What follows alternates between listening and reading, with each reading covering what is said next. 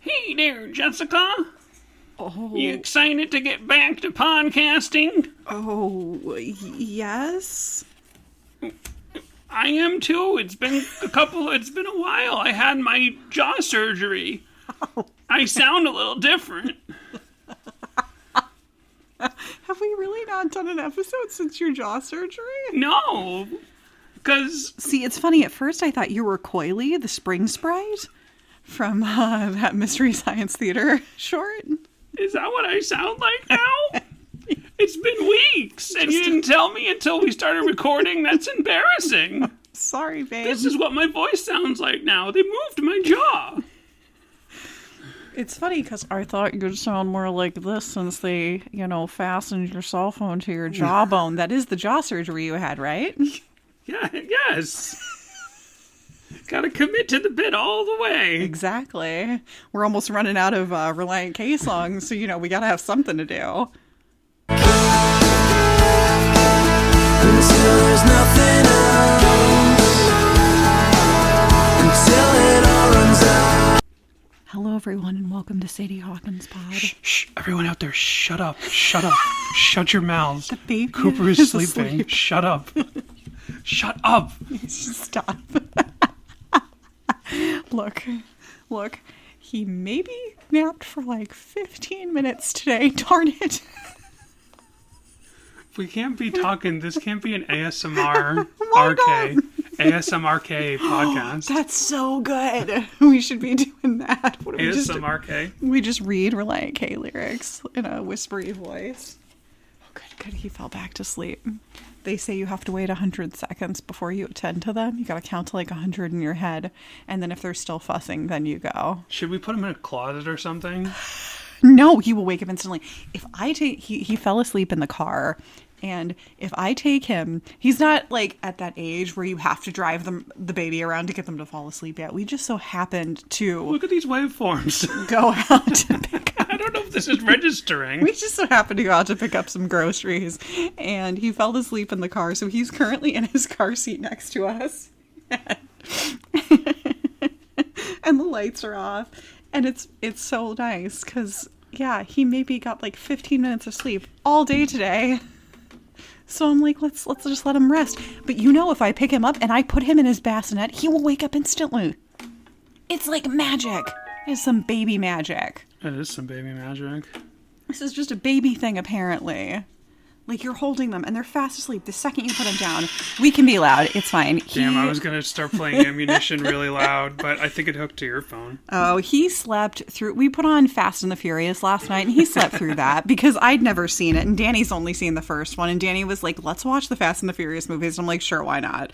So, we watched the first one last night, and he slept through all of that noise and awful CGI, so... But then, I don't know, snap my pajama bottoms and he'll startle. He will startle. Yeah. So you never know. You never know. Magic of babies and how wonderful they are. Oh yeah, it did hook up to me because now it my Spotify opened and it wants to play the Bill Summers' Summer's Heat that I was listening to. It's jazz album. There we go. That's me now. So, so it's been a while since we podcasted. Our apologies. Maybe the longest, but no, we're breaking records here on Sadie Hawkins Pod. The longest we've gone without a podcast. So 2 episodes ago, which is now something like 8 weeks ago, I think. Not our most recent episode, but the one before that. I mentioned I was having a jaw surgery. And then on the Only Thing Worse episode, the only thing worse than... us taking 5 weeks was that we recorded like 2 nights before my jaw surgery, and I didn't feel like reminding anybody. I didn't feel like talking about it. I was super anxious. It was my first kind of surgery at all. I'm sure my voice sounds a little different. I'll talk about the surgery and what it was, but Yeah, I was so anxious about it. I was like, I don't want, if like this is our last podcast, if something goes horribly wrong, these are the feelings and the thoughts that I was fighting, the invasive thoughts I was fighting. And I never said it to you until now, when it's done. It's the thoughts that go through all of our minds when we have to have procedures done. Yeah. Well, I didn't have to have this procedure done, but it's when I chose to. Well, if you wanted to have braces to get your teeth fixed, they told you that you had to have the jaw surgery. And so 4 years ago, you said, sign me up. Was it 4? Yeah, it was 4 years ago.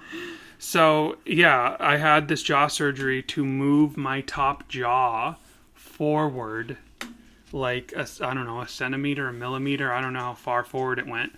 But I've had an underbite my whole life. I lived most of my life, all of my life. I lived my whole life where my top teeth and my bottom teeth were, like, touching.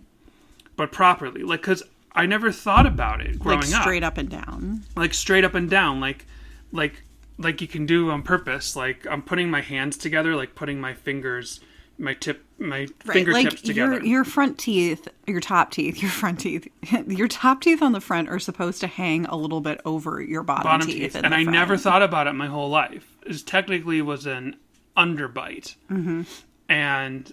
It never occurred to me that your two teeth aren't supposed to like touch like that the top teeth are supposed to be slightly in front. So as an adult with a little bit of money, and I had never had orthodontics, I was like, and I think we'd had like, when I was a kid, we had like consultations for my orthodontics, but it was going to take a lot of work. So my dad helped me also pay for this, like the orthodontics itself, because they told me you do the orthodontics and then you have to have a corrective jaw surgery. And it took 4 or 5 years to get here. And we finally did it. So now I have like perfect teeth, except I have a little bit of a lisp because parts of my mouth are still numb. He's still healing. Yeah. He's still a little puffy. I'm still a little puffy around the cheeks. Yeah. There are sections of my gums that are still like completely numb.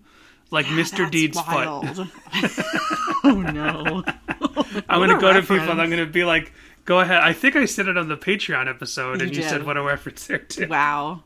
I'm nothing if not consistent. I've never even seen Mr. Deeds. I just know the scene. Oh, it's awful. Oh, and my nose is still a little... Like the area under my nostril is still a little bloated, so it's hard to laugh. Don't make me laugh. Well, anyway, that was my jaw surgery. I didn't feel like talking about it in the last episode, so I'm sorry we kind of disappeared. I did tweet about it.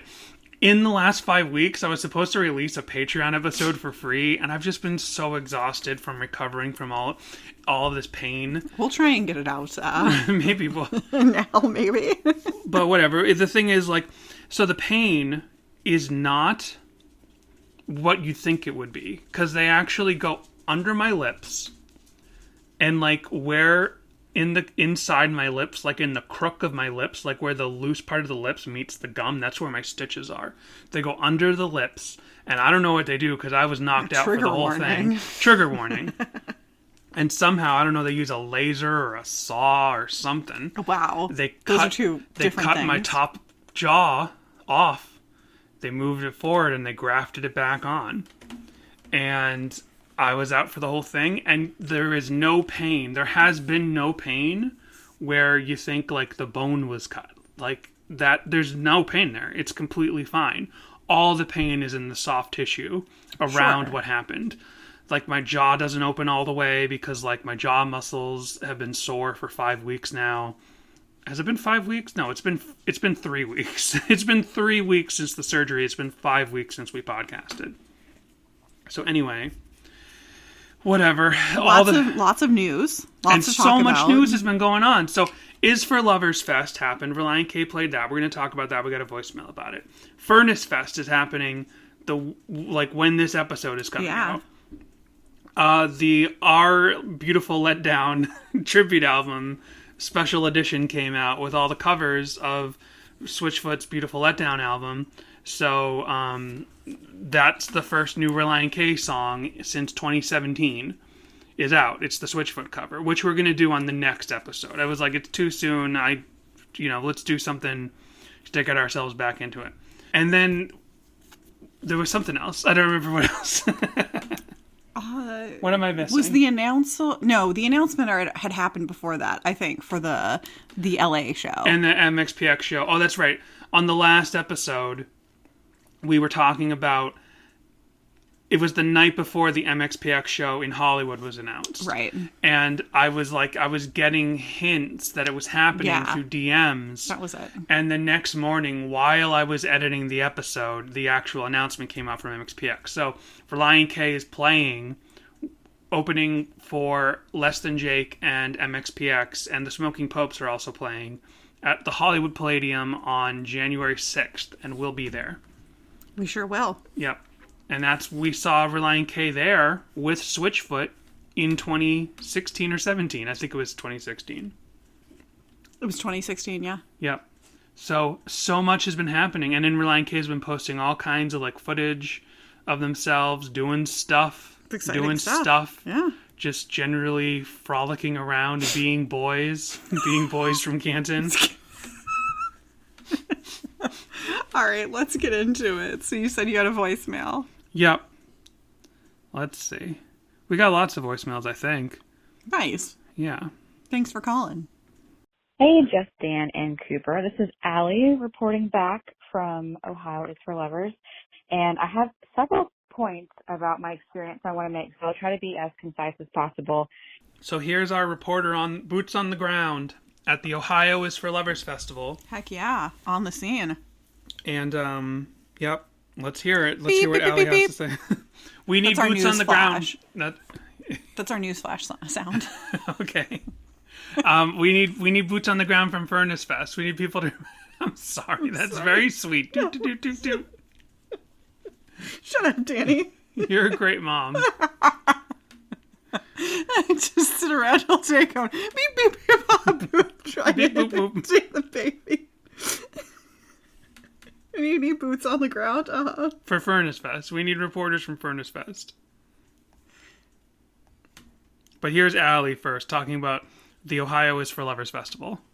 And call back and leave several voicemails if I need to. So anyway, general festival experience was great. I actually ended up bumping into Schneck on my way to the stage that they would be playing at. I left one show early to start getting a spot, and he was out like in the main area with his family. So I ran up, shook hands really quick, and then kept going to get my spot. So that was cool.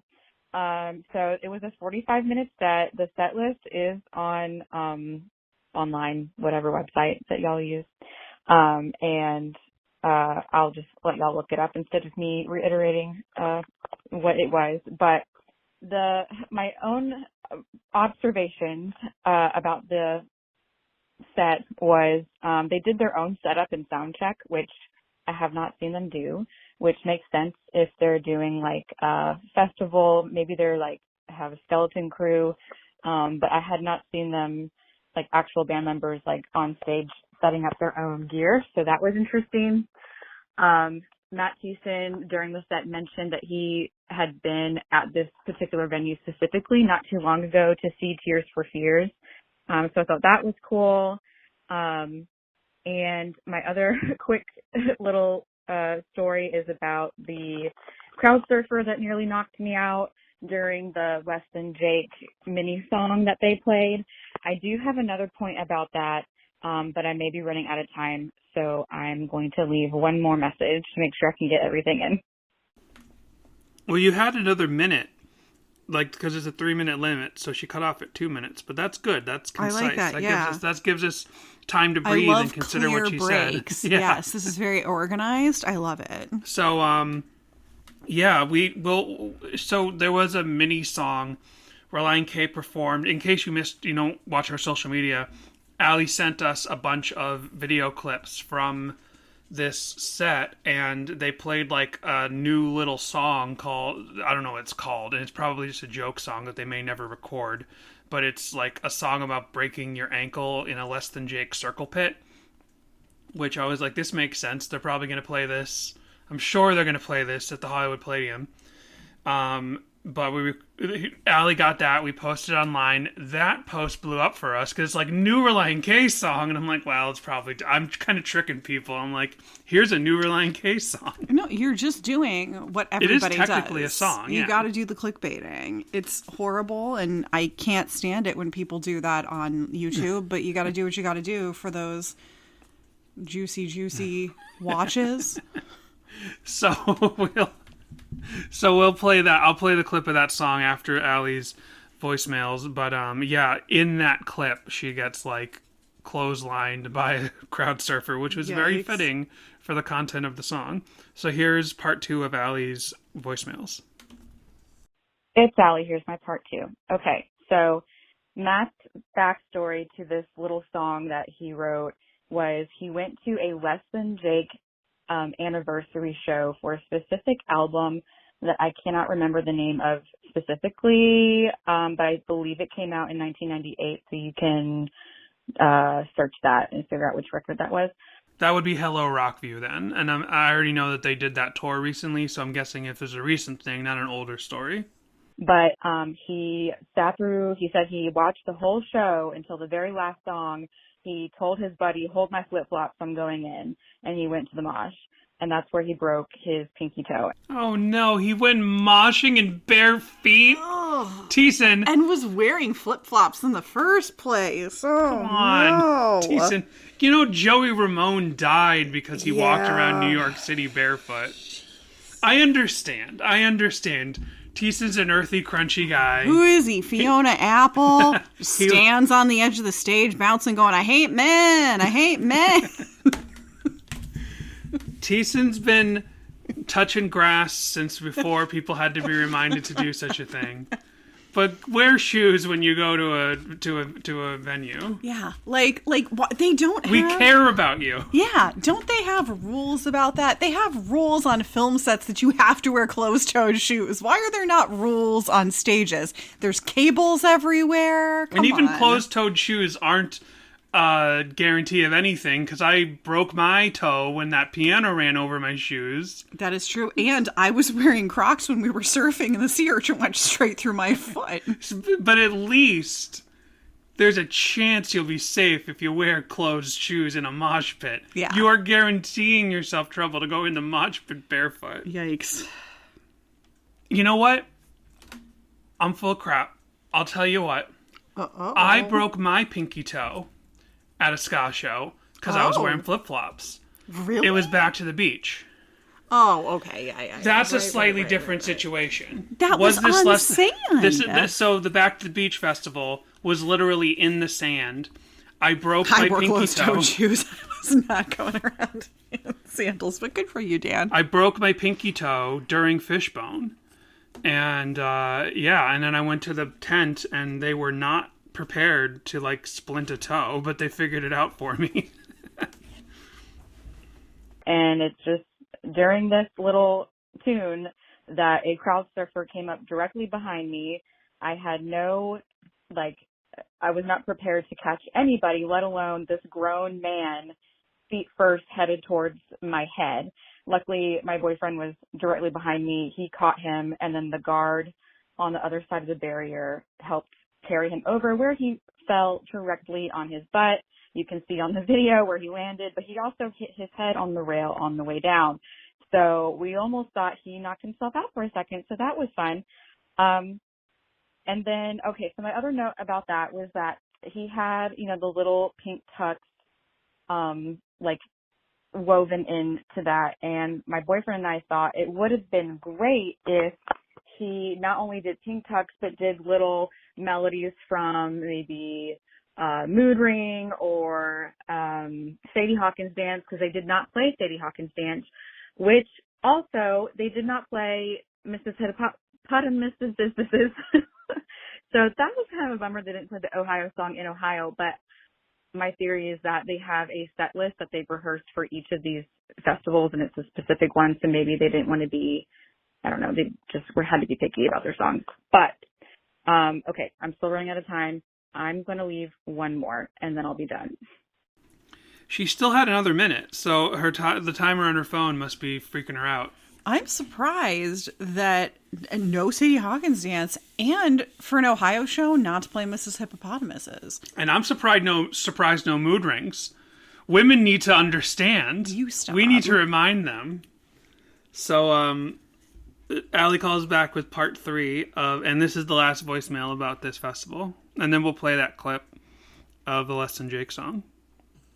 It's Allie for my part 3. All right. So my last commentary about the whole thing was, my boyfriend and I, we watched about 7 or 8 acts. Not all the way through. Some we had to leave early, and some, just the way they overlapped, we didn't catch, the whole set. But most of these bands, a lot of them said during their set that, oh, we've been a band for 20 years now, blah, blah, blah, blah, blah. And that's cool. But they also sounded like they've been around for 20 years. You know what I mean? Like, it was fun listening to the songs that, are very nostalgic, because that's the whole shtick is, is like nostalgia, when we were young, that whole thing. But my boyfriend and I left unimpressed from most bands. And that kind of was disappointing. But my exception to that, and my point is, Relient K, every time they play, does not sound like they've been around. I mean, like, the energy is still up. The music that they play is still spot on. The other bands sounded tired and sloppy. And I know other people will have differing opinions than me, but that's just the general vibe that I got. And so it just speaks volumes about the band and their musicianship and who they are and what they bring. And just that they really, every time they play, it is 100% given. And I'm so appreciative of what they do, what they bring to their fans when they play. And my boyfriend said the same thing. Like, if Relient K can bring it, like, what is wrong with these other bands? The only other band my boyfriend really enjoyed that still sounded really good was Under Oath, but that's just a little side note. Anyway, thank you for listening, and yeah, that's it. Bye. Well, thank you. Beep, beep, beep, beep, beep. That concludes our newscast. Boots on the ground at Is for Lovers Fest. So now we need someone to call up about Furnace Fest, and then we need someone to call up about When We Were Young. And I guess we'll take care of the show here. And then Who knows what other shows get announced in the future. Yeah. Yeah. Good stuff. Well, we have another voicemail. But before then, let me play this clip from this Less Than Jake song they did. So, so the other thing is, there's a little section in this song where he weaves in a little piece of Pink Tux to the Prom. And she was at this show when I was posting this, so I didn't really think I can be asking her questions because she's enjoying herself. She started taking time out to... So these two, I'm like, wait, were they playing Pink Tux and then they wove in this mini song? Or what did they do? No, it sounds... She just kind of confirmed it. They played this mini song, then they wove in a little touch of Pink Tux. So here's that song. I put my foot in the last jig circle bed. Excuse my bloody mouth. Oh shoot, won't shoot out. I can't walk, I can't run, but I really wanna get away. I can't swim, it's no fun, but it's in my messages.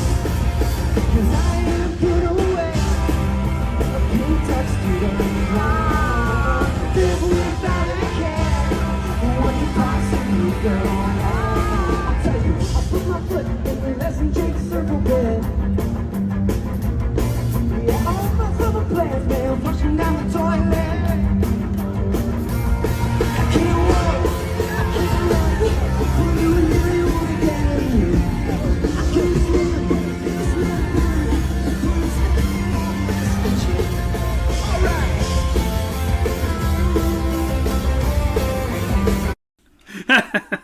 So I didn't watch the last couple seconds of this, after the guy falls over Allie and lands on his butt, and she gets the camera back up towards the stage, you just see a security guard who just makes it look like, oh, about the guy who fell. That's hilarious. So now I'm saying it here first. Relient K's next album, ska confirmed. Yeah. No, for sure. Yeah. That's what they're going for. They've never done like a mini joke ska song before. Yeah, they have. They did the Five Iron Frenzy song. What? Oh, sorry, you were being sarcastic? I was being sarcastic. Okay. Sorry. You know what it's... Oh, they got a song about Less Than Jake. They got a song about Five Iron Frenzy. They're just going to do an album of ska songs about other ska bands. Mm-hmm. Other ska bands, because they'll become a ska band. Mm-hmm. Well, anyway... Way to read the room, Dan. All right. Well, sometimes I can't tell when you're being sarcastic. I hate it when someone's so sarcastic that you can't tell it half the time. That's like one of my biggest pet peeves. You and I are a great pair. I find it so obnoxious when somebody doesn't say what they mean. When somebody says something and they literally don't mean it, and them saying it is supposed to convey that they don't mean it. I hate that. I hate when people do that. Anyway, so then we got another voicemail, and this is a big voicemail. This is a very important voicemail coming in. Oh, okay. This is a very important voicemail. Now, we've had voicemails from some unexpected people like John Schneck before, right? Sure. Well, it sounds like it's going to be someone who's called before, but maybe it's not. Maybe it's someone... Oh. We'll see. Okay. Hey, Justin, Dan, it's Bjorn. It's been a while, but I just wanted to call and, first of all, congratulate you on Cooper. That's some great news. Thank you. Shh, Bjorn, shut up. He's still sleeping. Shut up. Stop. I'm going to Furnace Fest, right, coming up here. It'll be my first time seeing him live, so really excited for that. Oh, great, Bjorn. You gotta be our eye in the sky for that one. Our pie in the sky. Our guy eye in the sky. Boots on the ground. Eye in the sky. Eyes on Springfield. In other news, you can see my socks. Daniel found me out. He has unveiled my identity as Dan Bacchitis Pod. So the jig is up. What? We didn't plan that. Can you believe it? So he's Dan Bacchitis Pod, our only fan Twitter account. That's amazing. I love Dan Bacchitis Pod. I logged back into Twitter just to follow Dan Bacchitis Pod. So when I realized, when Danny gives me those tweet updates, and I'm like, this is amazing. So Daniel DM'd me right before Bjorn found out he was found out with a screen cap of something that Dan Bacchitis tweeted about 21 Pilots, and then something that Bjorn was talking about in the Relient K Discord about 21 Pilots. And he's like, this is too coincidental. And so then he... Fantastic detective work. So I had my theories about who it was, and I realized all of them were wrong, right? Like, it never occurred to me that it was Bjorn. Well, it kind of occurred to me that it was Bjorn, because we knew whoever it was a patron. So it was only a handful of people. And I'm like, well, it could be any of those handful of people. And I didn't think too hard about it, to be honest. I didn't, like, because... Also, so Bjorn, or Dan Bacchitis Pod, would tweet little facts about, like, oh, I met this person from this band at one time, or I saw this band at this other time. And I'd be like, well, you know, I don't know. Maybe I could... There's Twitter search tools where it's like, only search in the tweets of people you follow. So I was like, I could take some of those nouns about those facts that Dan Bacchitis has shared about himself, our Dan Bacchitis, because there's multiple Dan Bacchitises on Twitter. But I could take some of those facts and, like, search them in people we follow and try to see if there's matching tweets from one of the people we follow. I didn't put the work into it. I just didn't put the work into it. But when Daniel found out it was Bjorn, I'm like, this makes perfect sense, because We know, I know whoever Dan Bacchitis pod was, like, knows a lot more Christian bands than us. But I also do my tirades about Christian industry, and I'm like, well, that hasn't scared off Dan Bacchitis pod, and I know Bjorn has liked it when I kind of get mad and go on a tirade about stuff, so I'm like, okay, this all comes together. That's definitely a vibe. There is a vibe of folks who do love a Danny tirade. I wish I was one of them. I can't laugh. Ow. He found me out because I was talking about the same things in the Discord and on Twitter. So, yeah. So that's fun. But yeah, I'll return with Furnace Fest stories. So yeah, thanks for keeping up with the pod. It's been great. Yeah, talk to you later. He sounds so defeated. Oh, see you later. I got found out. Also, part of me didn't... Jessica spit up a drink. Sorry. Thanks for keeping up with the pod, which we have not been doing. Yeah, which we haven't been doing at all. I had ice in my mouth from this lovely nectar of the gods over here. A tropical iced tea from Coffee Bean. And they have the really good ice. That really great, soft, crunchy, like hospital ice.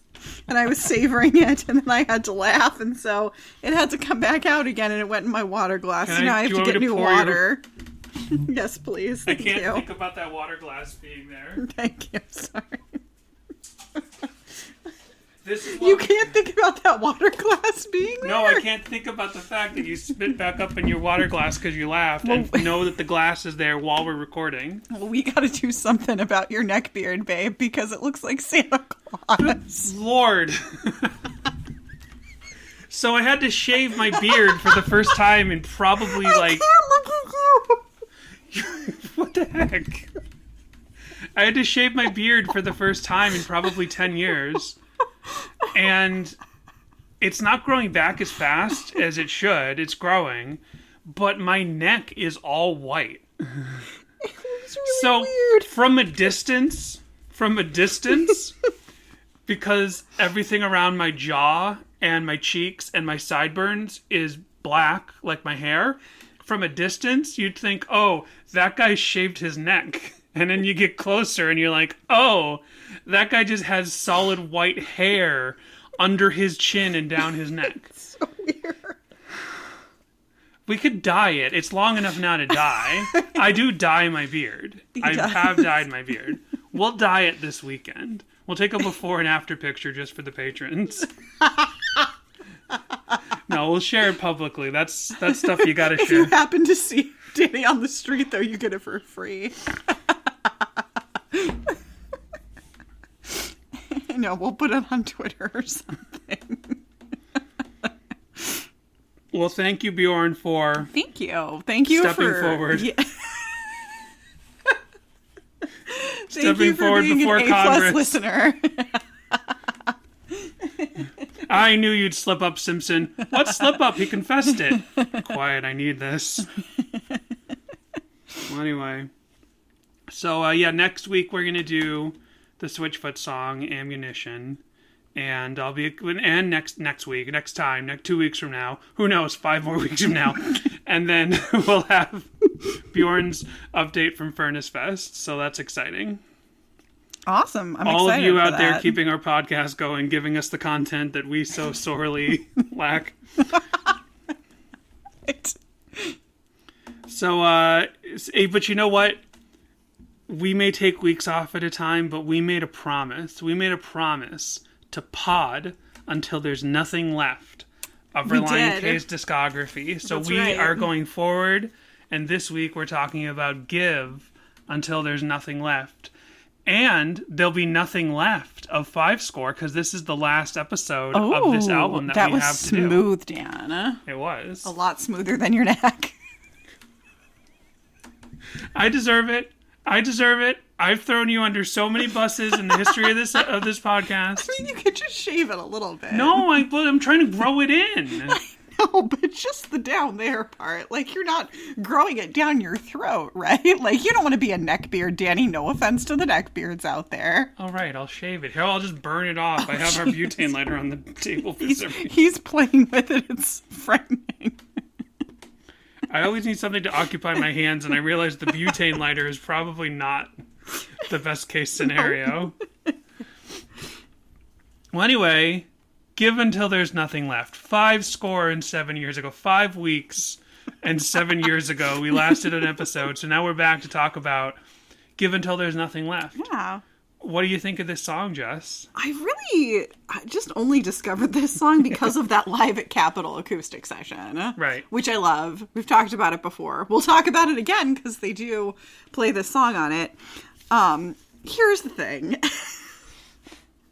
I really hope we don't have any new listeners because they're like, oh, yay, Relient K has played a bunch of shows. Let's listen Everyone's to this podcast. allowed to have blind spots in their favorite bands. Everyone's allowed to have albums they don't care for or albums that don't.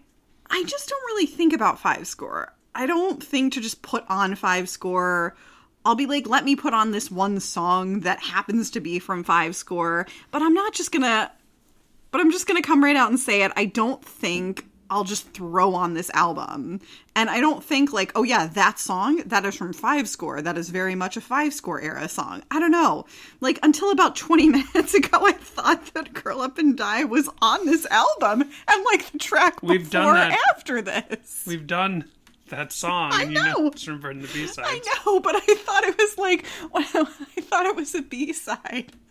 And it was a different version of a song that was on Like Five Up and Up. Score. Yes. Curl Up and Up. Curl Up and Up. I'm sorry. My brain is fried. I have an 11-week-old with gas pain and colic because of it. And, like, he's so upset, plus just staring at a computer screen all day working from home. You're letting him stare at a computer screen all day, Jessica? No. He's 2 months old. He sits in my lap. And I entertain him and try to make him feel better while I'm working. And so I don't know what this song is about. I only half paid attention when listening to it every time we put the song on. Maybe it's about a girl. Maybe it's a Bad Friend Thiessen song. Maybe it's about God. I've literally been giving until there's nothing left. And unfortunately, that means I don't have anything left for the pod this week. I had 5 weeks. I still came up with nothing. This might be a more, it's a good song. And no one take what I'm about to say meaning like it's a bad song, but it is possible that it's one of the lower level songs on the album. We've talked about this with like is a perfect album, but something has to come last. I mean, Devastation and Reform, which is right after this, is a banger. Right. It's a major banger. But this one, I don't know, just kind of gets lost sometimes. No one might want to hear it, and people might misinterpret what I'm saying as me saying this is the least good song on the album, but that's not what I'm saying. It's just that every album has a song that has to come last, even if you love every song on the album. Like, think of your absolute no skip album. One of the songs if you put them in order, one of them has to come last. Right, literally and figuratively. I forgot that you wouldn't just put on Deathbed just to put on Deathbed. Maybe that's part of why I just never think about this album. It's because you never made your way this far into it. Well, this isn't even that far into it, but it is the second half. Forgiven, I talked about it when we played that song. I don't know, I forget that song. Forgiven, I don't know how that song goes. I can't remember it. I don't know. You have been forgiven, something. Now I can't think of it because you singing that it was not correct at all, but it did spark it a little bit. There we go. Yeah, that one. Yeah, that I Need You. I never think about that one. I'm like, I don't know. Bite My Tongue. We've covered that song. I couldn't tell you how it goes. I'm gonna bite my tongue right out of my face. I'm gonna bite my tongue. That's how it goes. I'm like, I know The Best Thing, and I know Must Have Done Something Right, and I know Faking My Own Suicide, because I think those were the singles. So it's like those stick out in my head, but the rest just kind of fall to the wayside. It's okay. And I know Up and Up because I loved Bird and the B-Sides, even though I didn't realize Curl Up and Die was just a Bird and the B-Sides song. Well, what I'm realizing is that we need to just sit here quietly Don't not speak and just listen to 5 Score. So Oh, let's no. start it up.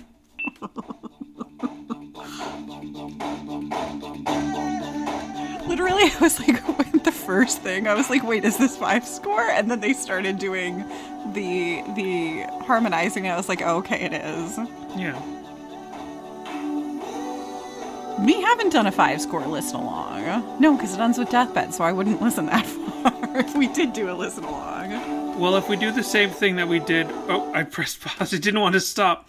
It will, eventually I would like to do whole album episodes about every album that we've wrapped up. So we've wrapped up and we've wrapped up 5 Score. We already did this for Collapsible Lung. So eventually we'll do an all 5 Score wrap-up episode, and then you'll have to confront Deathbed again.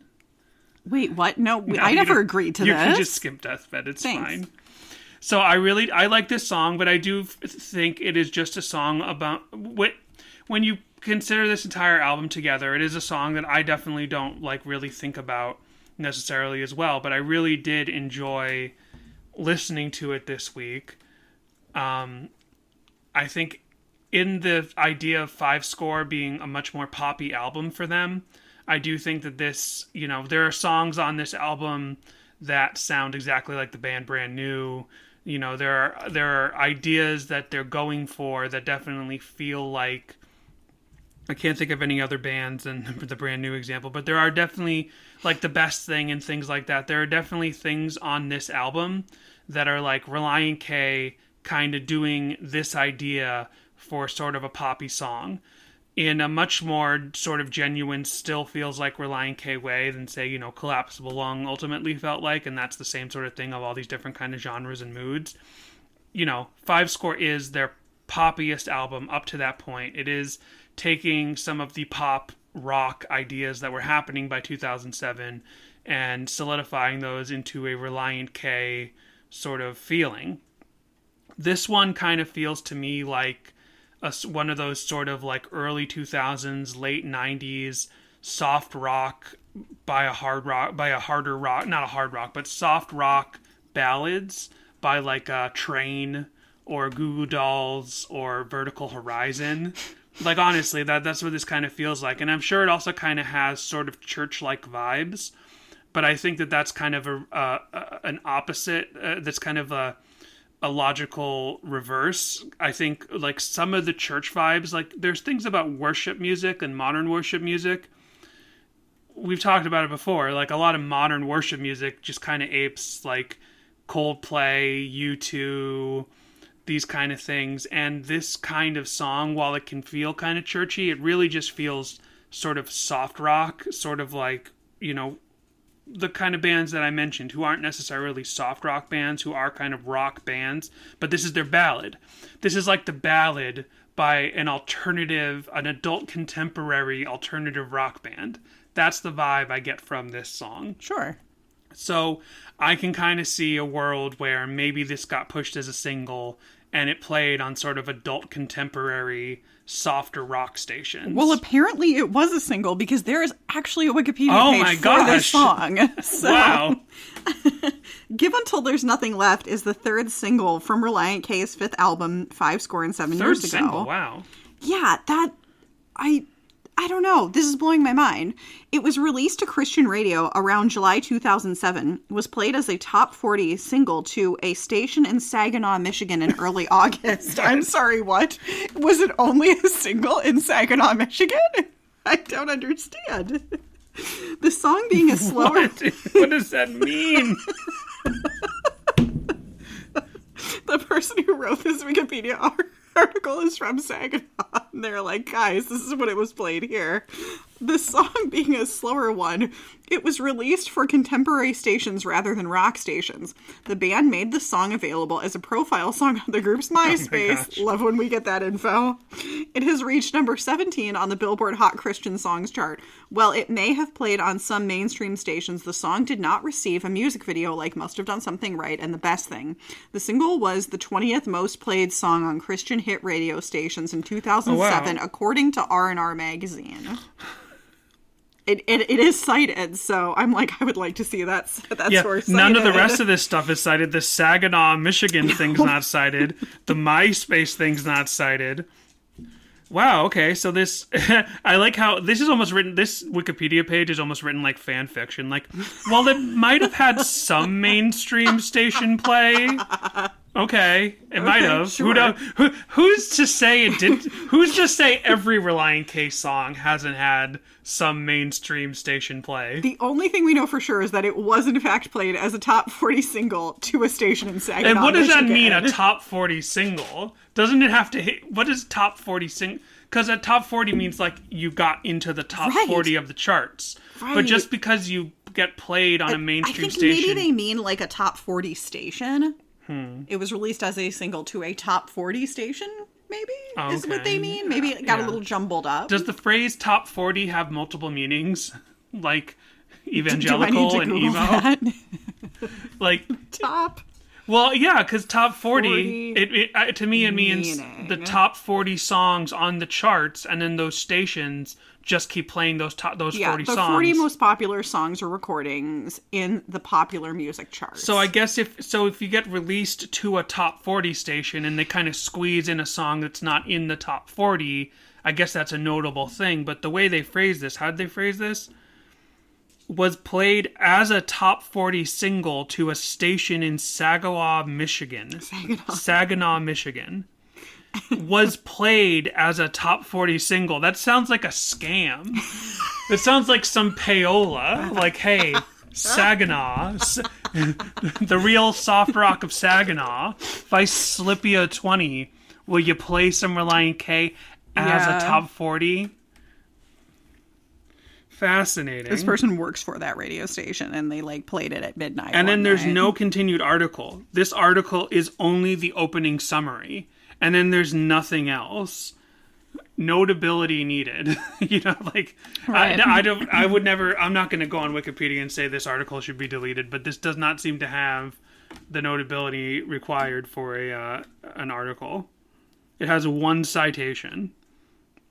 Well, that's fascinating to learn that it actually was a single. I had By the way, that idea. citation is not actually for any sort of proof. It's just to tell you what R&R magazine is. It's just to tell you that that's a real thing and it exists. Well, it says 2007 year-end charts archived May 25th, 2009, R&R magazine. Oh, okay. See, it is legit. See, when I clicked on it, it didn't go to the actual. Gotcha. It just went to the general website. It did not. It might go be because to the link at the time that they put it there had the article, and since now then the it doesn't, website has redone their links. Well, that makes sense that it was kind of a single, because I honestly feel like this is kind of like a soft rock ballad in an adult contemporary rock style. And it is a Christian song. We'll go over the lyrics. Oh, spoiler warning. And I have a definitive answer from Thiessen introducing this song in a concert about what this song is about. So I think we should break into the lyrics right away to sort of dissect this, because when you hear this song, it feels like a God or a girl situation, right? It feels like a God or a girl discussion, like The Best Thing, which is definitely about a girl, or Be My Escape, which is definitely about God, but Be My Escape does have very specific lyrical choices where you can't definitively say it's not about a girl if you don't want it to be about that, or it's not about a romance, it's not about a boy if you don't want it to be about that. So this song feels like a God or a girl situation, but is it? Is it either of those? Let's find out. What's this song called? Give until there's nothing left. Give until there's nothing left. Let's go to the lyrics, especially for you, because with your mom brain, you couldn't really wrap your head around this song. So let's read it out loud. Give until there's nothing left. I'm still typing it in. I have the Genius app. Do you just want to look at my phone? I got it. Okay. No one told me the right way to go about this, so I'll figure it out for myself. 'Cause how much is too much to give you? Well, I may never know, so I'll give until there's nothing else. Yeah, I'll give, give, give until there's nothing else. Give my life until it all runs out. Give, give, and I'll have no regrets. I'll give until there's nothing left. No one told me how bad I need you, but I somehow arrived at that conclusion all by myself. And I want all you have to offer. So I'll offer myself, and I'll give until there's nothing left. And then the chorus again in the bridge. Sometimes it seems like all I ever do is ask for things until I ask too much of you. But that's not the way I want to live. I need to change. Yes, something's got to give. Something's got to give, give, give until there's nothing left. And then the chorus again. So the song definitely feels like it's writing that line, but that it is definitely a Christian song, right? And the Genius annotation, not the annotations, but the lyrics on Genius capitalize the pronouns. The yous are all capitalized, implying that he is singing to the Lord. And so I wouldn't, in this case, like, you know, as much as I strongly believed Be My Escape wasn't intended as one or the other, and then Thiessen has had things where he said that it's about my faith. So I was like, okay, I was wrong there.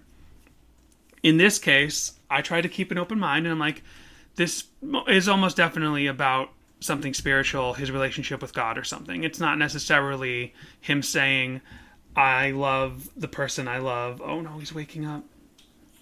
He sees us, Cooper sees us, and he's like, what am I doing here? We were in the grocery store parking lot a minute ago. So after you hear those lyrics, Jess, what do you think the song's about?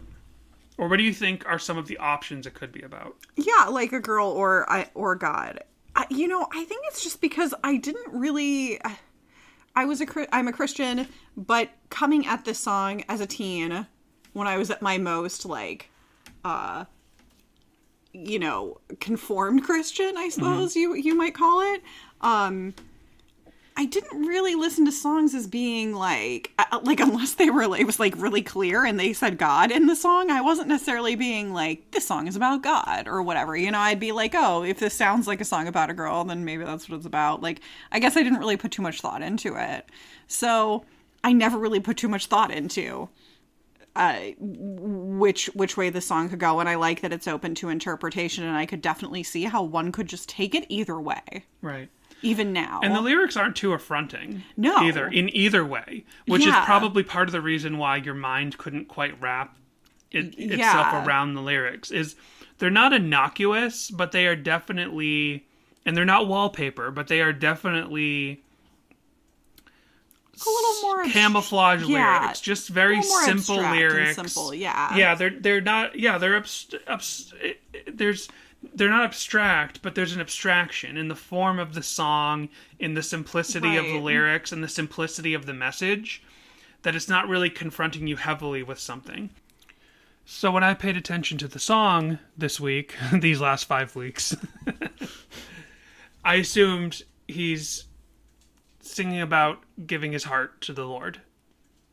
And at the very least, he wrote it to be interpreted as he wants to give himself in whole to someone he loves. And it doesn't even necessarily need to be a romantic partner, but maybe someone that cares about him, like a parent, like a friend, or something like that.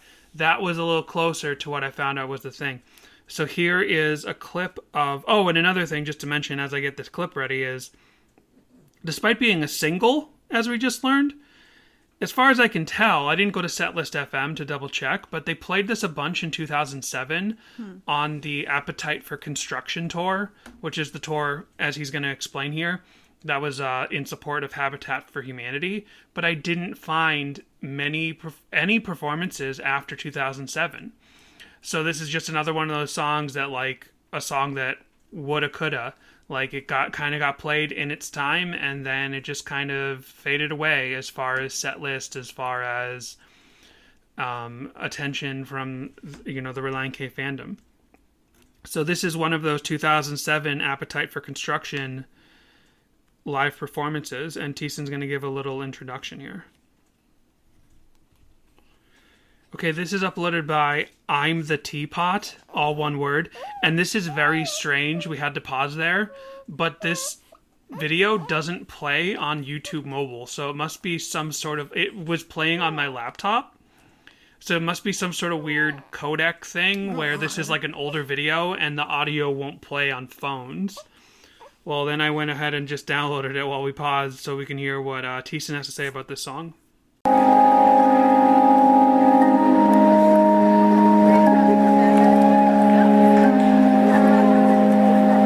That last song was called Give, or called I Need You.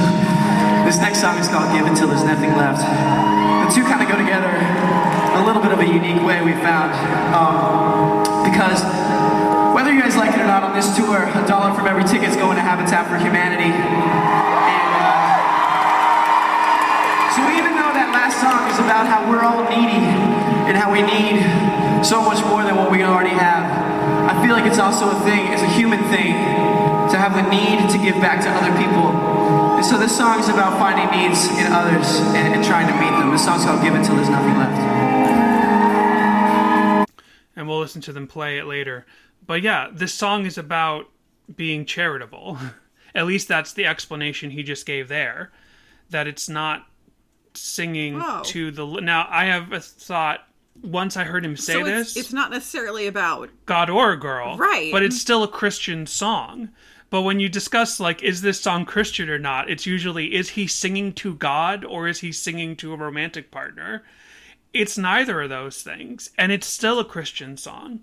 It's him singing to the people in need and realizing he is called through Christian love to be charitable and to give and to say that he needs other people, to have fellowship. I'm trying to put as many Christian spins on this as possible because it's interesting with that tug and that pull of like, is this a Christian song or is this a secular song? This is a Christian song, but I don't think that based off of what Thiessen said in this 2000... It's a Jimmy Carter Habitat for Humanity song. Yeah.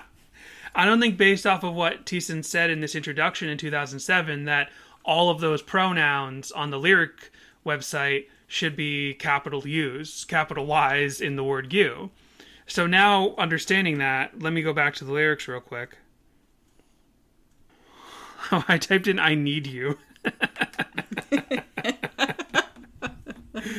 That's interesting. Give until there's nothing left and I need you. Those are both similar sentiments. Yeah. Give until there's nothing left. Relient K. Okay. So this is a good friend Thiessen song. Yeah, this is like Thiessen realizing now he's kind of saying like, oh, I realize I need to give. Okay. No one told me the right way to go about this, so I'll figure it out on myself. 'Cause how much is too much to give you? Well, I may never know, so I'll just give until there's nothing else. So that you is capitalized like he's singing to God.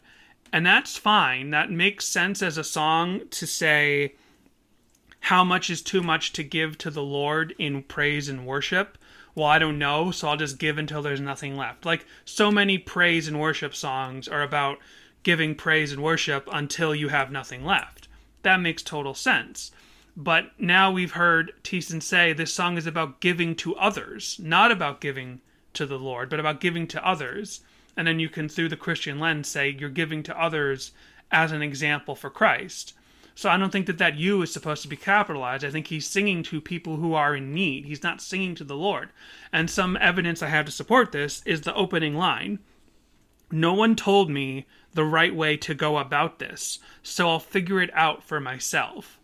Well, if you're giving to the Lord through praise and worship, there is someone who tells you the right way to do it. Your church leaders, your pastors, your preachers, your parents, right, your spiritual leaders. The Bible tells you what to do. So to say, no one told me the right way to go about this, if you're singing about capital U, I'll give to you until there's nothing left, someone has told you the right way to go about this. But it makes way more sense to say, I want to be charitable and I want to give to others in need, and nobody has really told me the right way to go about this. Because the Bible says to give to others. It says to give to the poor, to forgive, and to to forgive the debts so that we forgive those that trespass against us. But that's fine to hear you're supposed to be charitable as a Christian. It's not like there are classes, but it's not like it's a given that you'll go into a class to say, here's how to be charitable. And plus, every social situation, every generation, every community, every location on the globe, what does that mean to give until there's nothing left to others? That means something different everywhere you go, everywhere you look. Everywhere you look, there's a heart, a hand to hold on to, and it's going to be different wherever you look. Now, I do think after the chorus, when we return to verse 2, it goes, "No one told me how bad I need you, but I somehow arrived at that conclusion all by myself. And I want all you have to offer, so I'll offer myself and I'll give until there's nothing left." That does sound more like he's singing to God or to Christ, to God and to Christ. Mm-hmm. That does sound like that. And it might be that the first verse is saying, no one told me how to connect with other people, how to be charitable, how to be kind. No one told me how to be someone that will be a beacon, will be a light, someone who's kind to people and loving. No one told me how to love. Sure. No one's told me how to love. Right. People, you learn in church how to praise and worship, but you don't necessarily, it's not a given that you're going to learn how to love.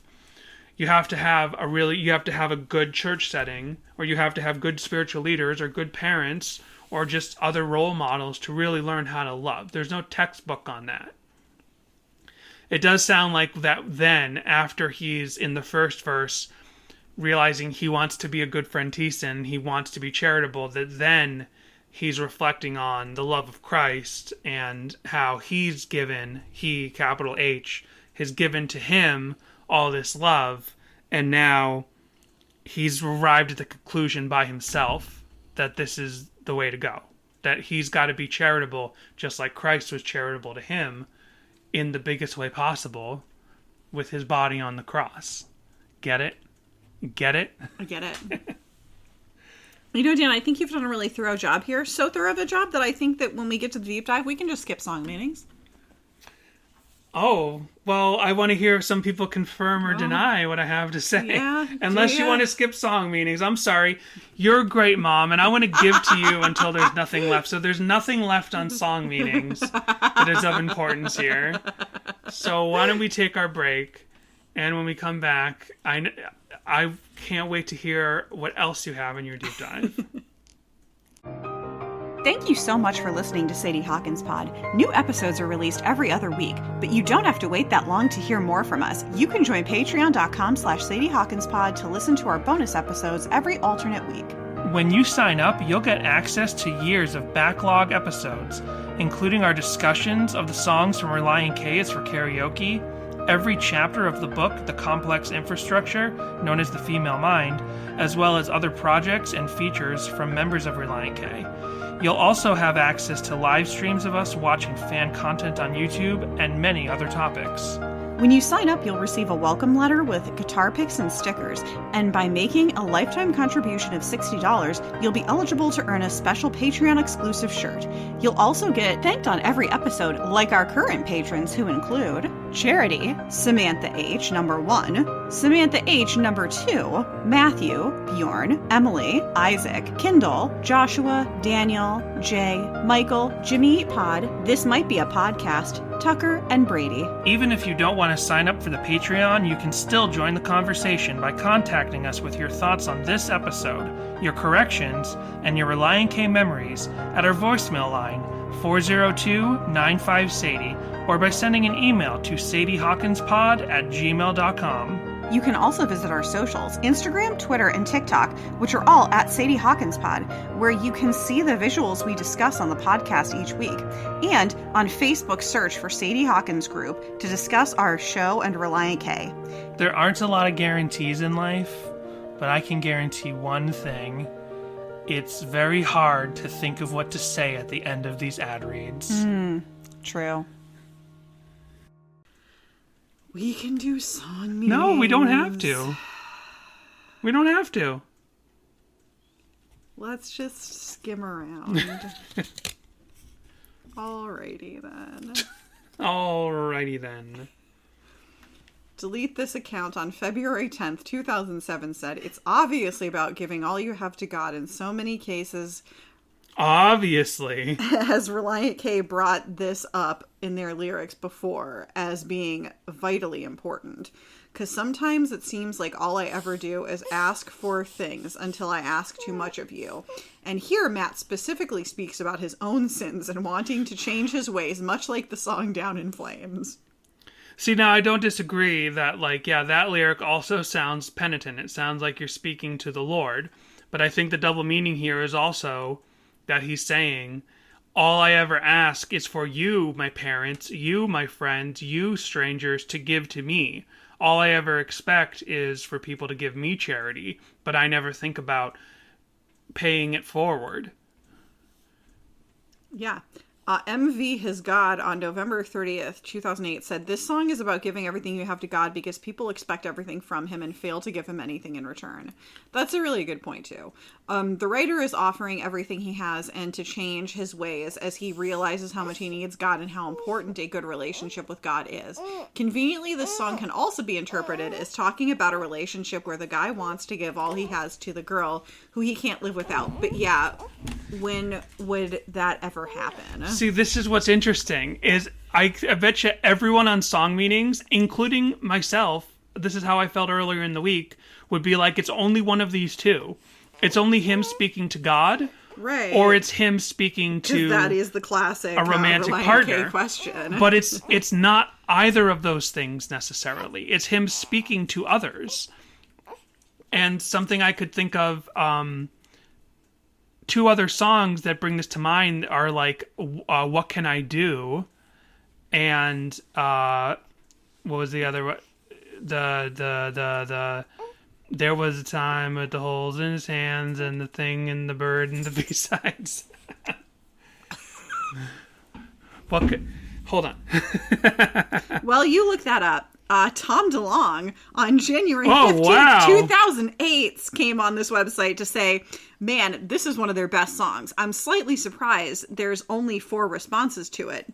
As with most Relient K songs, it's about God, but it can be interpreted any way you choose. Sort of reminds me of Sum 41's latest release, Underclass Hero, except Relient K is better. Wow, Tom DeLonge is a Sum 41 fan, but he thinks Relient K is better. Yep. I just want you to know.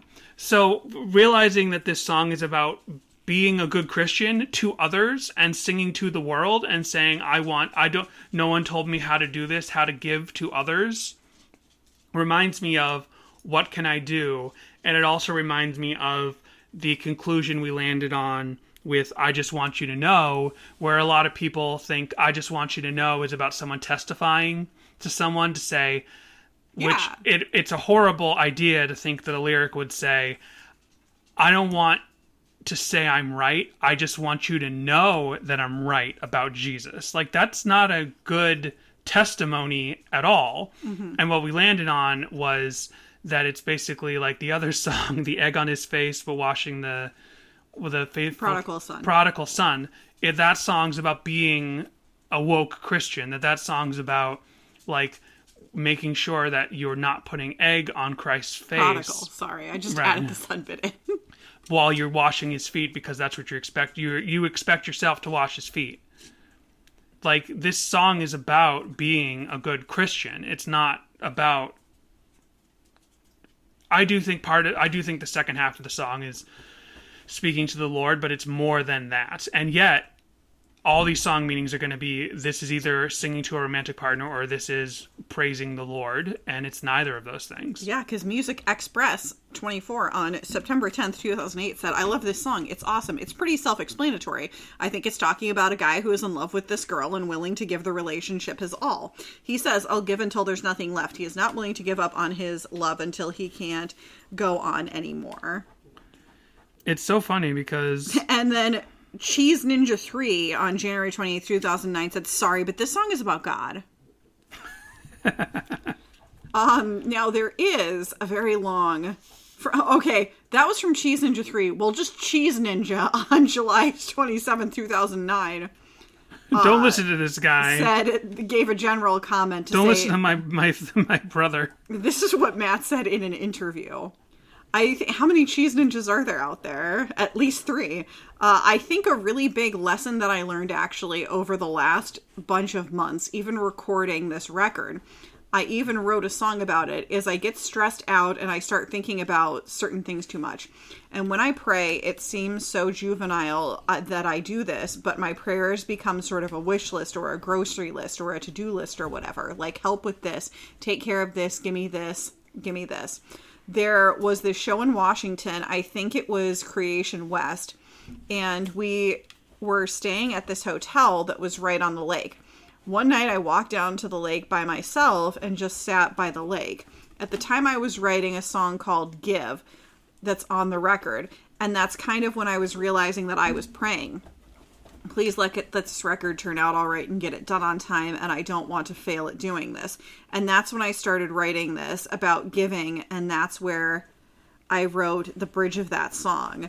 That was a good lesson, kind of a good scene. I love Washington State. It's one of my favorite places. So it was a really cool place to do it. We ended up going down there the next night that we stayed there, and we had a little bro down. John Warren, yeah, we did.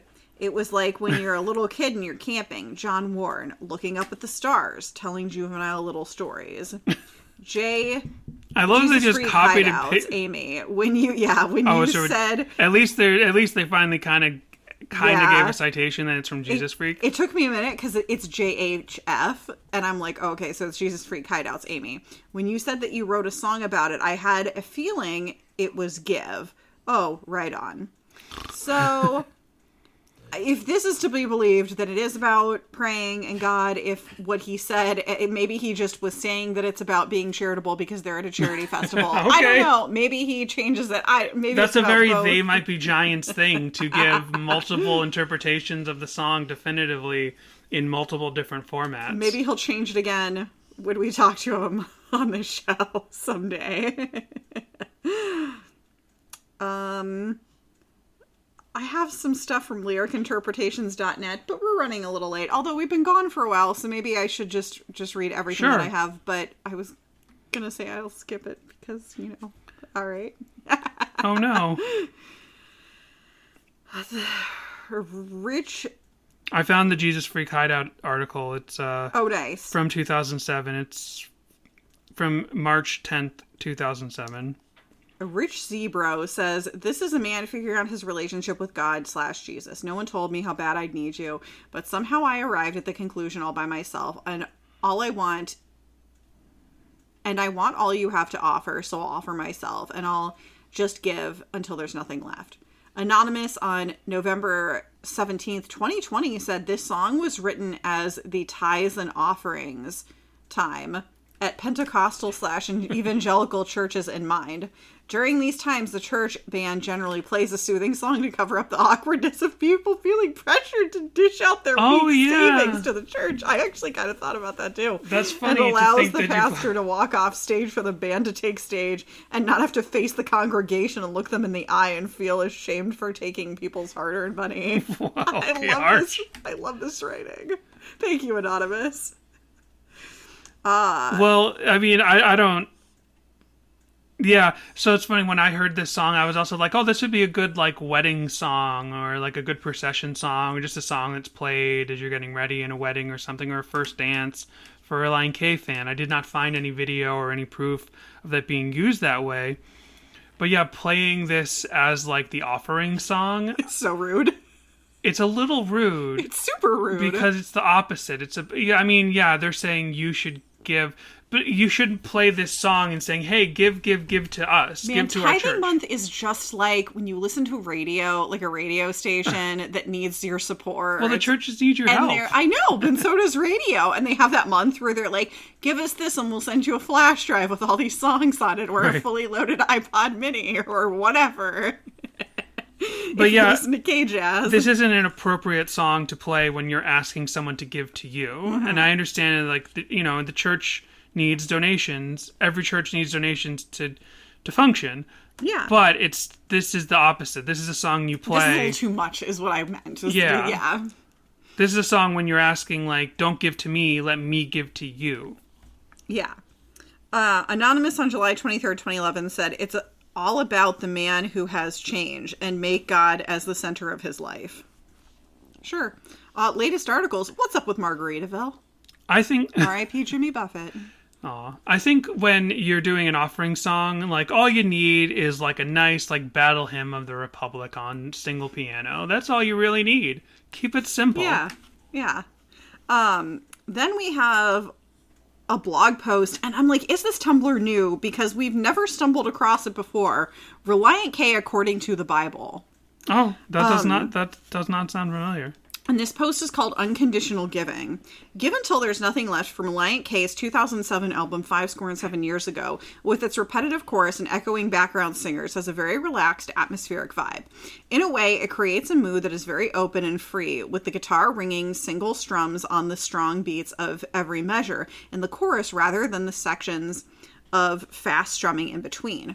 This song is all about giving all you have to God, and it's not just $5 from your wallet, it's all the money you have on your credit cards and your whole wallet itself until there's nothing left. Okay, that sounds a little bit like a cult, but, you know, alrighty. That particular interpretation. Right. I think this picture that Relient K paints in Give Until There's Nothing Left is such a radical one. Our society doesn't like to think this way. We tend to make everything about what we lose out on and what we'll gain in return. And that's just a result of the individualistic nature of our society. The Bible sometimes gives us pictures that are just so contrary to what we think. For instance, in Proverbs 11:24, one gives freely, yet grows all the richer. Another withholds what he should give and only suffers want. This is so wise, yet honestly really hard to hear. When we continue to hold on to things that we should be giving up to God, it means that we value that thing.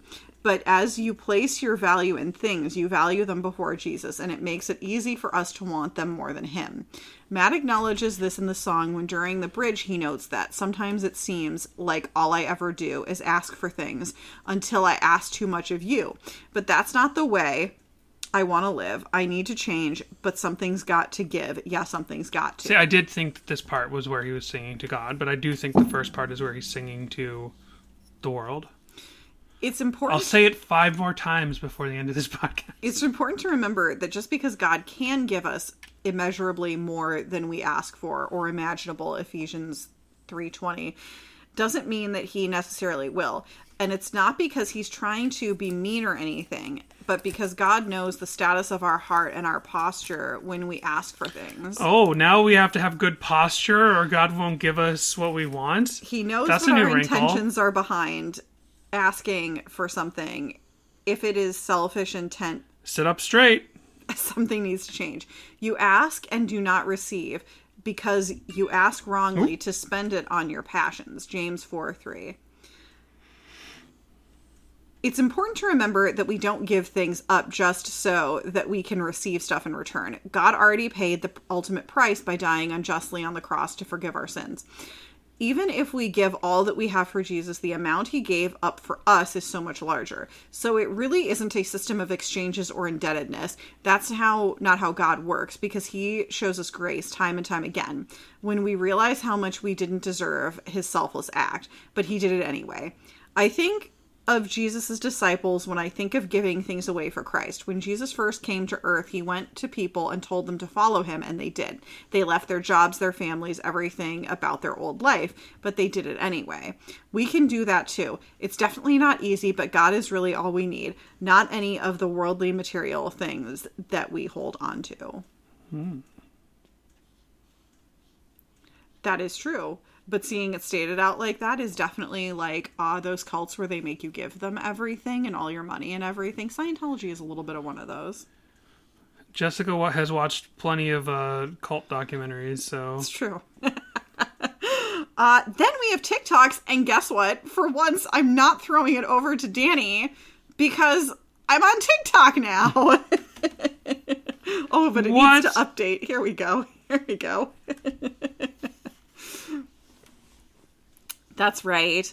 I was like, you know what? I'm on Instagram, and I love when I get in my like explore more feed mom hacks, and I was like, I need more of these mom hacks. So I decided to finally join TikTok, that and for the Love Island TikToks as well.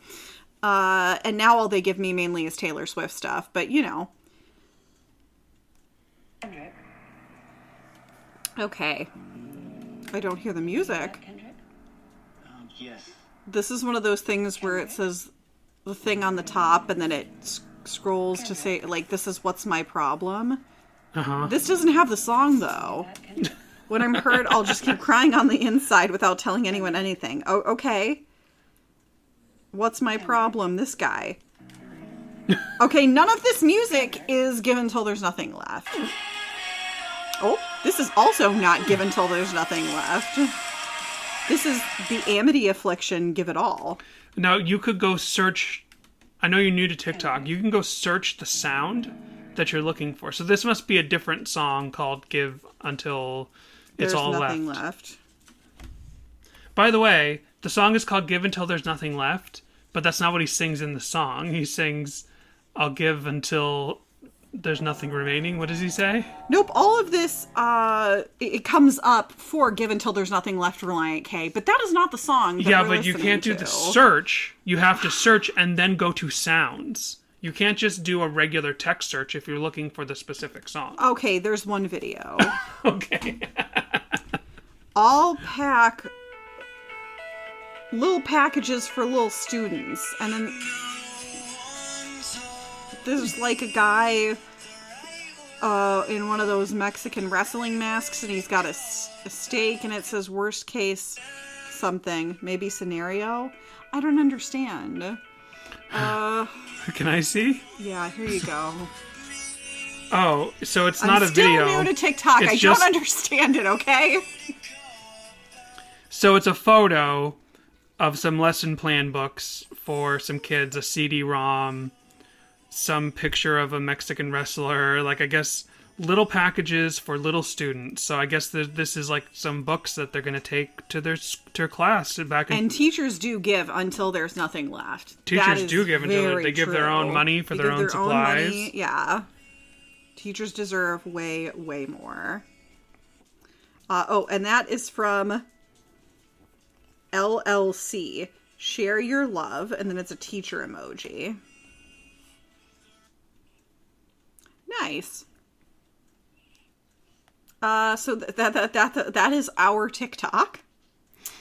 And then we have old time music, and I think we were actually here in our last episode.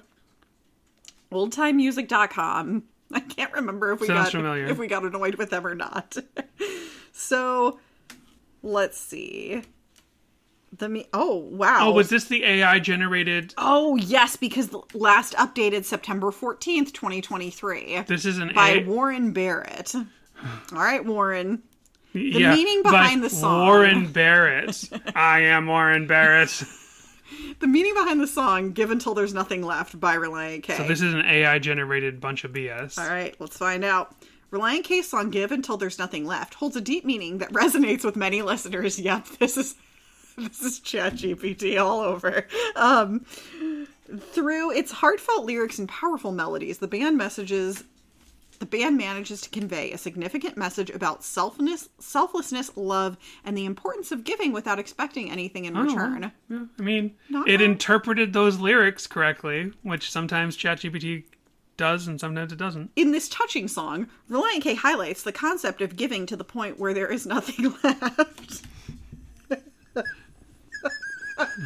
It's like a child trying to fill up an essay. That's the perfect way to state that. ChatGPT is a child trying to meet the word count.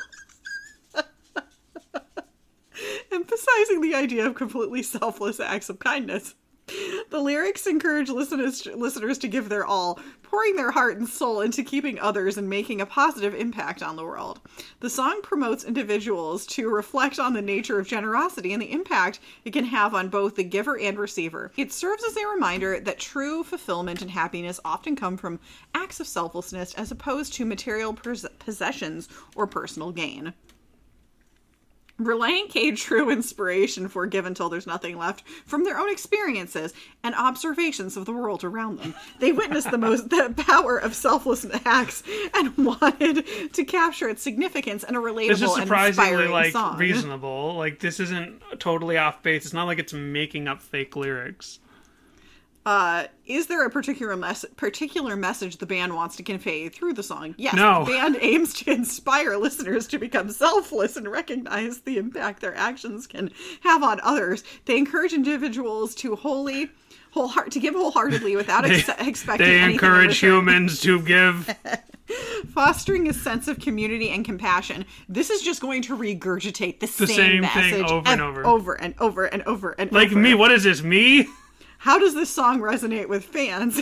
Many fans resonate with the message of Give Until There's Nothing Left as it speaks to the yearning for deeper connections and a more meaningful life. The song serves as a reminder to prioritize love and generosity in a world often driven by individualism. I thought it was promoting individuals to be... Can you explain the significance of Give Until There's Nothing Left? No!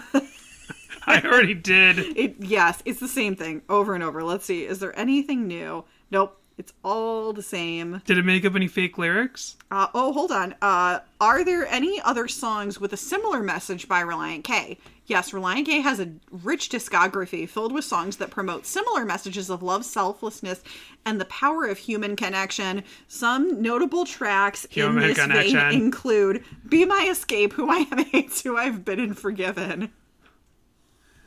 Just the big... This is like, hey, ChatGPT, if you're going to wear that shirt, can you name 5 Relient K songs? I can only name 4. I will make up 1 more. Has Give Until There's Nothing Left received critical acclaim? Well, music critique is subjective. The song has garnered positive reviews from both fans and music critics. Hey, that includes us. Its honesty and heartfelt and not from you. Coupled with Relient K's signature sound, has resonated with many listeners, earning praise for its emotional impact and reliability. Relatability. Oh. What is the overall mood and tone of the song? The song exhibits an introspective and reflective mood, inviting listeners to contemplate their own actions and the impact they have on others. The tone is both poignant and uplifting, delivering its message with sincerity and conviction. Okay, here we go. Are there any specific lines in the song that stand out? Let's see. I need you, I need you, I need you like the sun needs the rain. One notable line from Give Until There's Nothing Left is, give until there's nothing left, give till you're out of breath. Yeah, there we go. Encapsulates the song's central theme of selflessness and relentless pursuit of giving. Other lines that resonate with listeners may vary based on personal interpretation. It's trying... ChatGPT is learning how to skirt the question. It's getting media trained.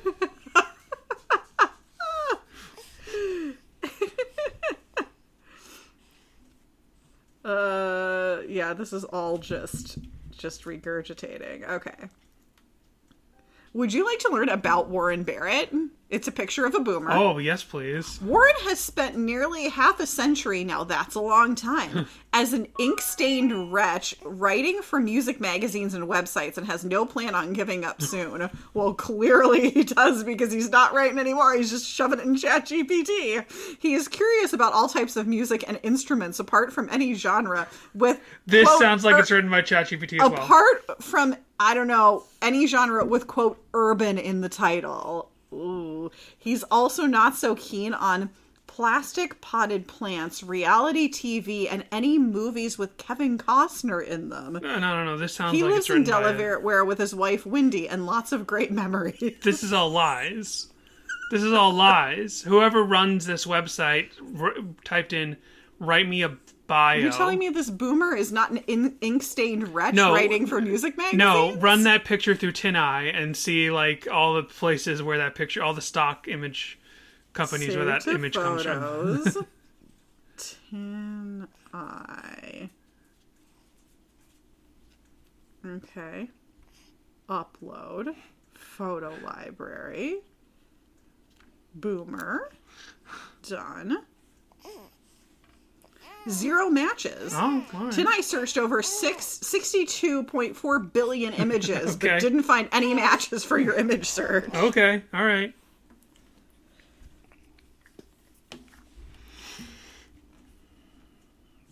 Warren Buffett just does not TinEye want to put gave the until time there's nothing in. left.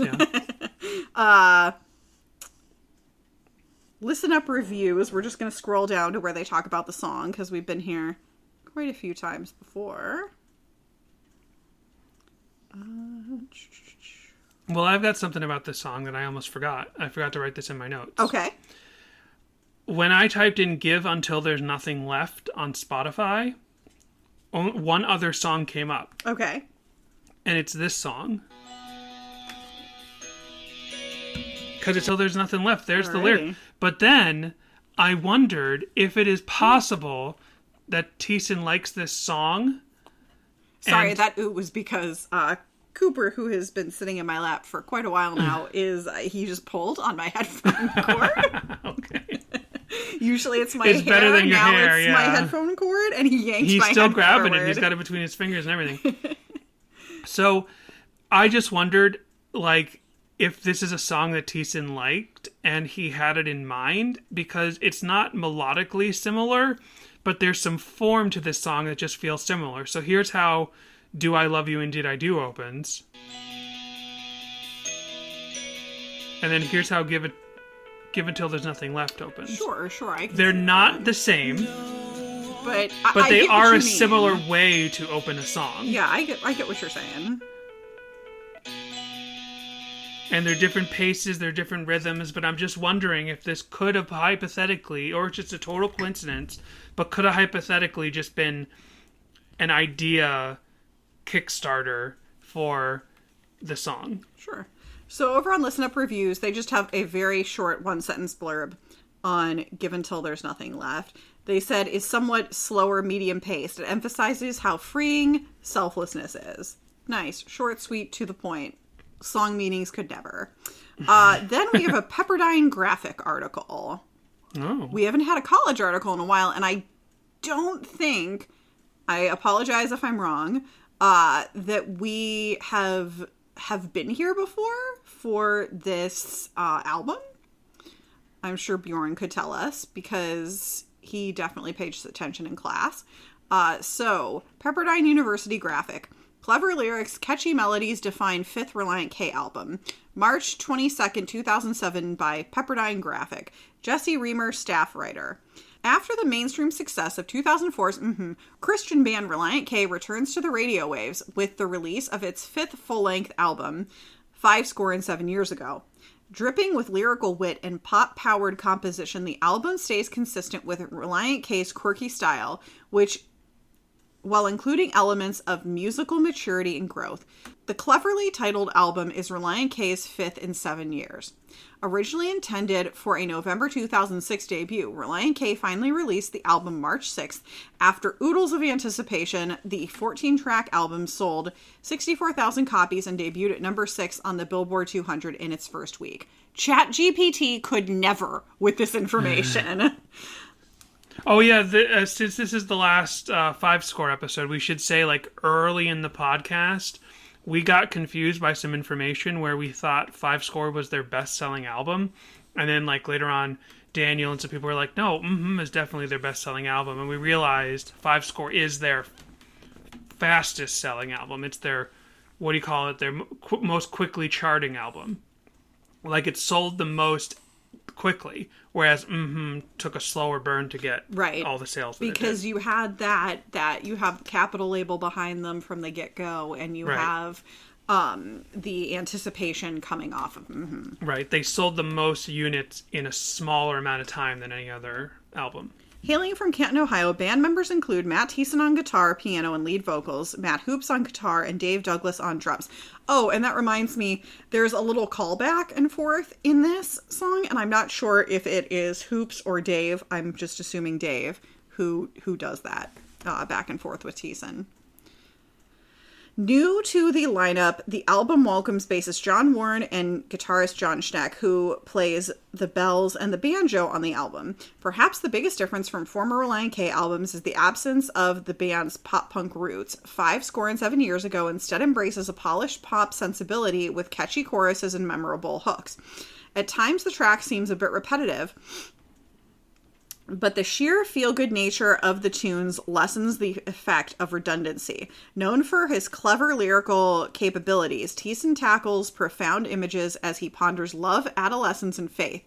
The fun-loving disposition of the songs complements the album's inspirational feel, while at the same time almost hiding the sometimes dark lyrical content. The song Devastation and Reform addresses the authority of fear and the impulse of self-destruction. Despite the dark lyrical tone, the song remains upbeat and in line with the notion of conflict as an ultimately positive effect on life. But there'd be no story without all this dissension, so I inflict the conflict with the utmost of intention. Pain becomes a necessary progression in the story. The first single, Must Have Done Something Right, follows the pangs of young love as a boy struggles with his feelings of inadequacy.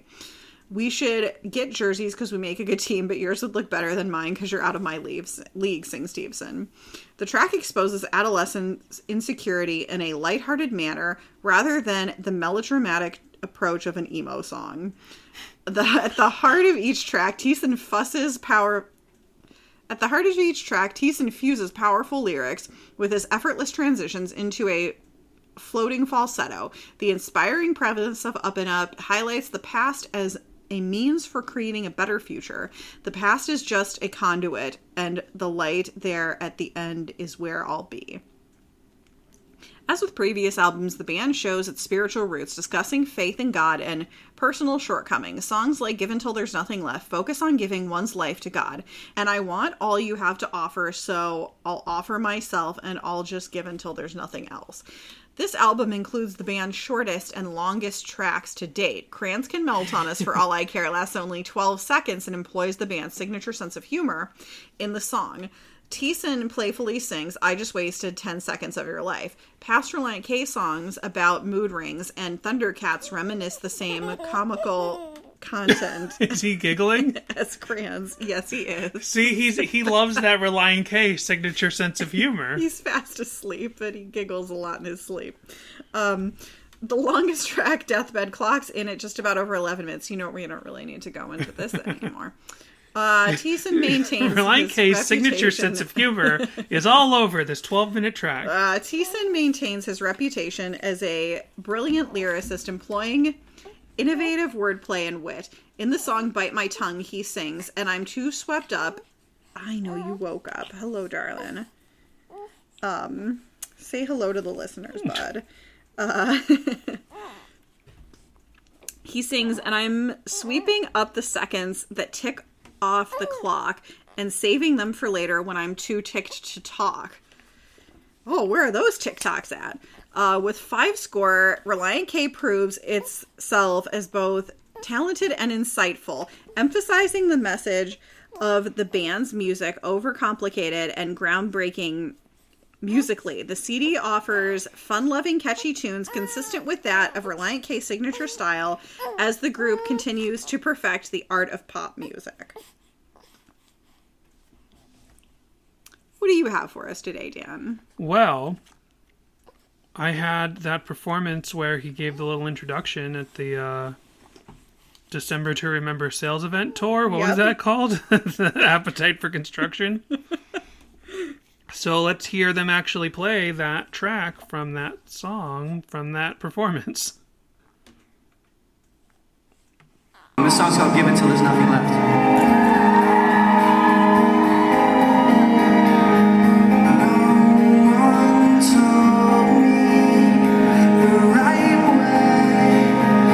Right way to go about this.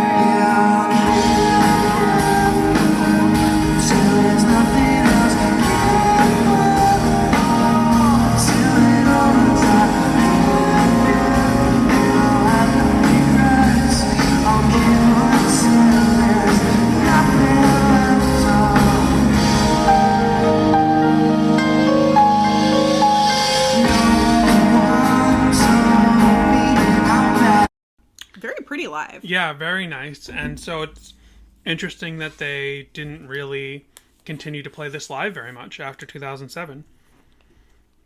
But of course, one of the most important live performances of this song was at the Live at Capitol sessions. Heck yeah. So you said you enjoyed this version. This is probably the version you knew better than the album, right? Maybe? Definitely. It's definitely where I was like, oh, this is a song. No one told me the right way to go about this, so I'll figure it out for myself. 'Cause how much is too much to give you? Well, I may never know, so I'll just give until there's nothing else. Yeah, I'll give till there's nothing else. Give my all till it all runs out. Give, and I'll have no regrets. I'll give until there's nothing left on.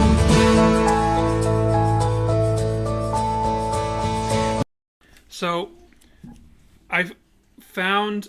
So it's lovely. What do you think? Oh, we spit up on Jessica. You just spit up a whole bunch. I think it's beautiful. That is definitely my favorite version of this song. That's okay, bud. Here you go. That's okay, Bubba. Thank you. Danny literally just gave me the shirt off his back. See, I give until there's nothing left. I gave you the shirt off my back. And now there's nothing left on his chest. Yeah. So... I was like, let me find on YouTube someone who separated Give Until There's Nothing Left out from the rest of the Capitol Live session, so it's a little easier for me to play. So this one is uploaded by Johnny's with a Z. It's only got 24 views after 12 years. And here's what they did. Here's what they did. Did they spleeter it? Oh my gosh. No. What? They took the footage... And they put some sort of weird sparkle filter through it. They made it look so MySpace GIF. Yes. I'm sorry, did you just conform and say GIF, Danny? Yeah, I did. Just because I GIF until there's nothing left. I GIF until there's nothing left. Yeah, I GIF until there's nothing left is way better than GIF. You're right. What are you doing, Dan? I GIF. Do you GIF until there's nothing left? Like, you have, what do you call it? DMs and chats and stuff where you send each other a lot of GIFs? Yeah, for sure. Well, there's that song. Aw, Cooper was dancing to it. And then, let me see. So that's really all there is for live. Then there's a bunch of other 2007 live performances, but none of them sound as good as that one where he had the opening explanation. So there's Twilight AMVs. Nice. There's many anime AMVs. There's Kingdom Hearts. There's One Piece. Very timely, considering the live action One Piece came out. What are the ships, or what is the surrounding inciting incident of the Twilight ones? I don't know. There's 2 Twilight ones. You want to see them? One of them has like behind the scenes footage in it. So it's just okay. No, I just wanted to know if there was a particular ship attached. Like, is this like a Jacob Bella New Moon type vibe, or what are we going with? No, there? it's just it's footage of Edward and Bella. Oh, okay. And then the other one, like I said, just has a lot of footage. Just because I'm not really sure who's giving until there's nothing left on either side of that relationship. Yeah, no. There's a lot. Somehow they both take and neither of them give. I don't know how that mathematically works out. There's a RuneScape. There's a Sims video, a Sims music video. Let me see. And then there's like a cancer charity that edited this song together with a like please give to us thing, which is very nice. So I'll just do some of these covers and then we can go to bed now that Cooper's had a nice long nap. and he's thrown up, and he'll definitely let us sleep through the night. Wide awake for a while. So here's Davy Cash. Here's somebody named Davy Cash. I forgot to write notes for these covers, so let's just find out what they sound like. Let's do it. No one told me the right way to go about this, so I'll figure it out for myself. 'Cause how much is too much to give you? Well, I may never know, so I'll just give until there's nothing else. Yeah, I'll give until there's nothing else. Give mine until it all runs out. Give. I'll have no regrets. I'll give until there's nothing left. Whoop. Oh. Anyway, that's lovely. That's very nice. Yeah. Just a nice acoustic cover. I think there's a couple of acoustic covers. I think there's a couple of things in here that might be a little transformed. Let's find out. Here's Lucas Guilherme. I don't know. I know I'm pronouncing that last name incorrectly. Guilherme.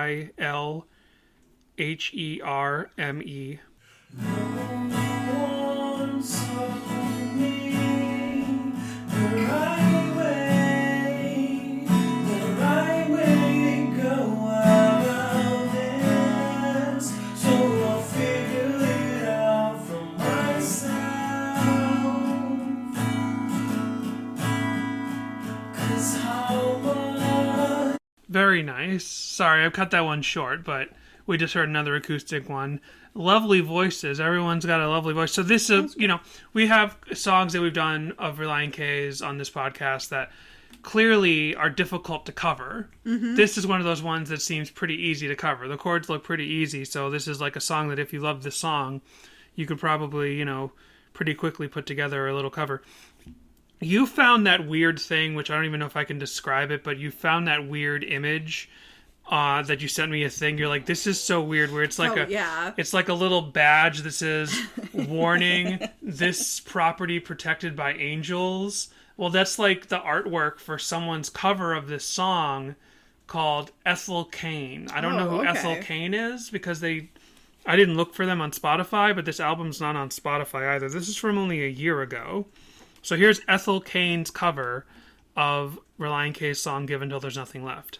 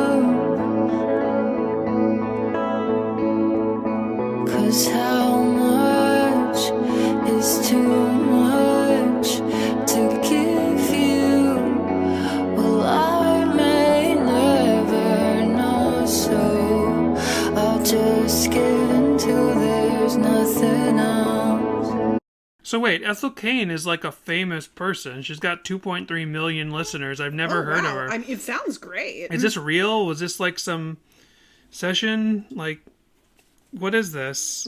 Because Ethel Cain's like a very, very popular artist. Huh. So that makes me think that this is not really Ethel Cain, or it's someone else who has the name. Gotcha. Or this is Ethel Cain and it's some sort of like under the radar, like not officially published cover. Well, I've never heard of this artist. I'm just not familiar with them. 2.3 million listeners on Spotify. So what is this? I know, it's very confusing. Well, do we have any Ethel Cain fans out there who can explain this? Because I went to Spotify. I'm glad I at least figured this out before, like, some people who know Ethel Cain are like, you idiots. Okay, weird.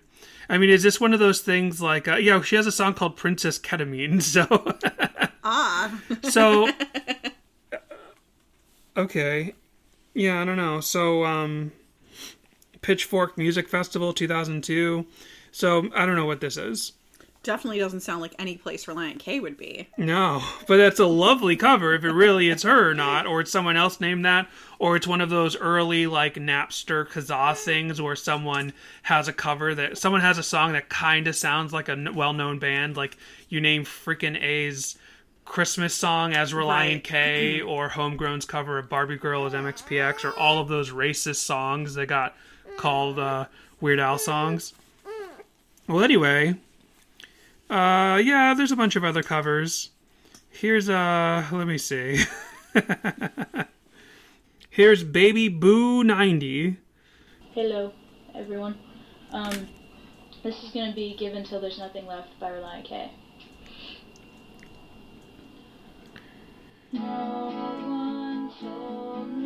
Well, it's another acoustic cover. Lots of acoustic covers. It's very lovely. Very nice.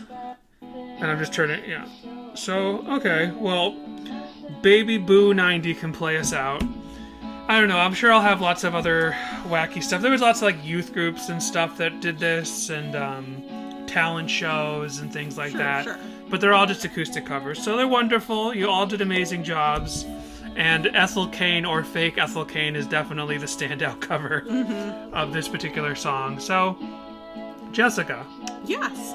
How do you feel about Give Until There's Nothing Left by Relient K? Do you like this song? How do you like this song by our metric? I like it about the same. And I think I like it more because That's great. I like that. I think we started on the same page, where we both didn't pay much attention to this song when we listened to this album. And you, like you said, you barely listened to this album, but this was definitely the least attention song for us. And yet I've come out of this like really liking this song, and you're kind of like, the same. Yeah. Yeah.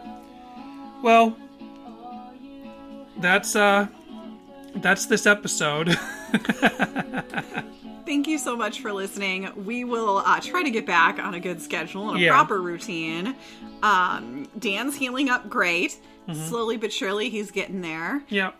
So yeah, thank you so much for listening. Stay safe and healthy. All of you out going there. to Furnace Fest? Sorry, I cut off your catchphrase. Say that again. It's not a catchphrase. It's just Your a thing that sign-off. I say because, well, is it my sign off? It's just a thing that I say. say it all the time. Well, yeah, but it's like how I'm always like, okay, love you, drive safe when you're heading home from work. I'm like, I just We want love you everybody. all. Drive we love safe, you all. everyone. Drive safe. Exactly. Like, stay safe and healthy out there.